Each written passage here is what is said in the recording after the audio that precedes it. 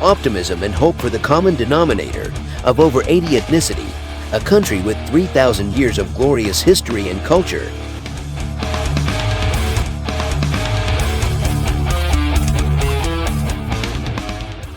Ethiopia.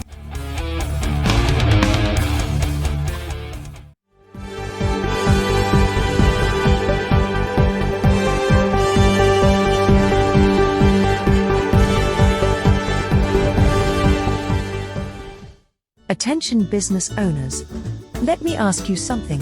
What if I told you that your website have its own chat support staff for 24/7 and interact with your site visitors and get their questions answered? Or help you generate more sales on many websites as you wish for small one-time fee?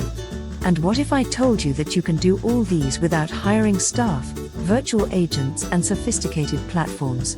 Do you want to know more about this cutting-edge software? Click the link on the description section below. How a Kiev resident explained the atmosphere 10 days ago in Ukraine. The calm here is palpable. Shops are open. Supermarkets are stocked. On Monday, February 14, 2022, the tunnels beneath the city's central Maiden Square were filled with flower sellers hawking a sea of pink, scarlet, and violet bouquets for Valentine's Day. Despite a notable absence of tourists, the city seems placid and content. If a little empty, commuters go about their day. Trains leave on time. The weather has been clear and sunny.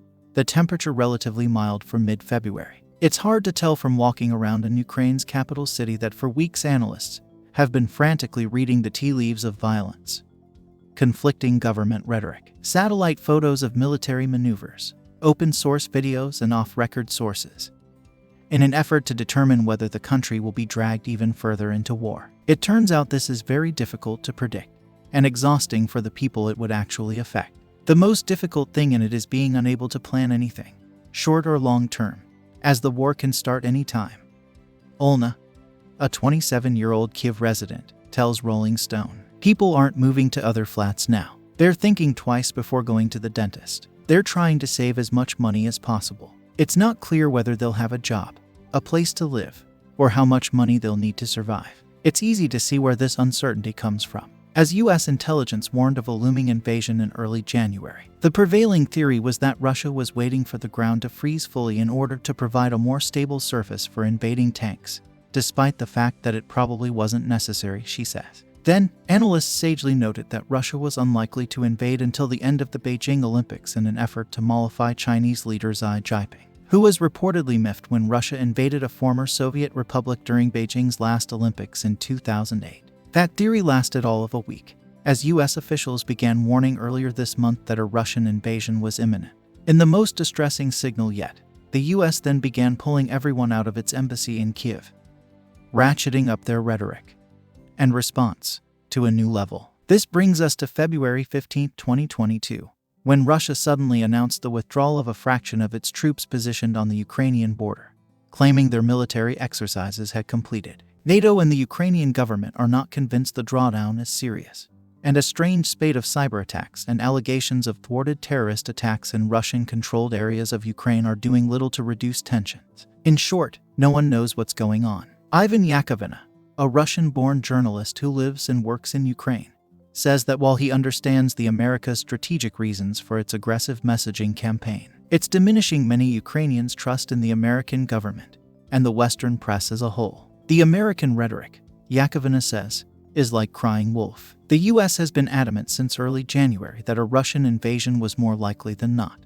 Its rhetoric and relatively new tactic of openly releasing thinly sourced intelligence claims about Russia's plans has been so inflammatory that Ukrainian President Volodymyr Zelensky asked Western leaders to tone down their predictions in late January. The U.S. appeared to comply, before ramping things up drastically in early February, returning to predictions of imminent violence and cautioning citizens to leave the country. The next time, people will not trust Americans, Yakovina says, citing how the Biden administration has offered little to no evidence for many of its claims, such as the false flag attack Russian security services allegedly planned to carry out as a pretext for war. "It's really Alex Jones stuff," he says. "If someone is telling you you're about to die every single day, it's very annoying," Yakovina adds. "And then you get journalists who come to see the process of you dying. It's really vulture-like." Still, as skeptical as Ukrainians are of America's bombastic claims, Many don't buy Russia's rhetoric either. We learn our lessons here, so I assure you, any of Russia's promises can't be trusted,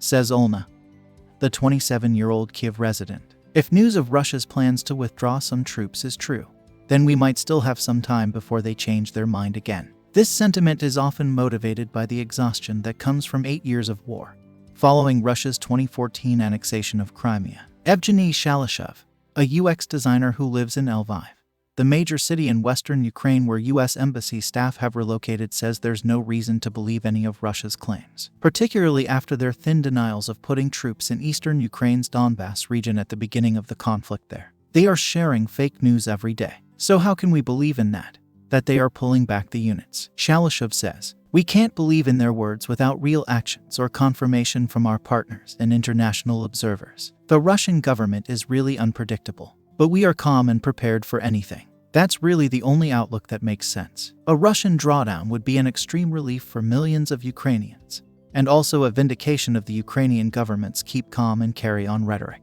But there's no guarantee that the threat of invasion is gone.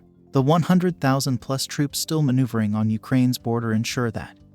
Nor is there any guarantee that America's wild claims are backed by real intelligence. Instead, everyone, from journalists to politicians to the people of Ukraine, have no choice but to go about their days and wait for what happens next. The difference between those groups, of course, is that only one of them will pay a tangible price if the worst outcomes come true. This brings to the end of our presentation. Thanks for staying with us. We encourage you to post your views in this matter. Please also help the channel by liking, sharing, and also subscribing if this is your first time. Don't forget to check our collection of favorites below on description section. Great content and presentation requires time and money. So when you purchase items recommended by us, you are playing your part so that Ethiopia Today achieves its goal of producing reliable and timely information that matters us all. Thanks again. May God bless Ethiopia and its people.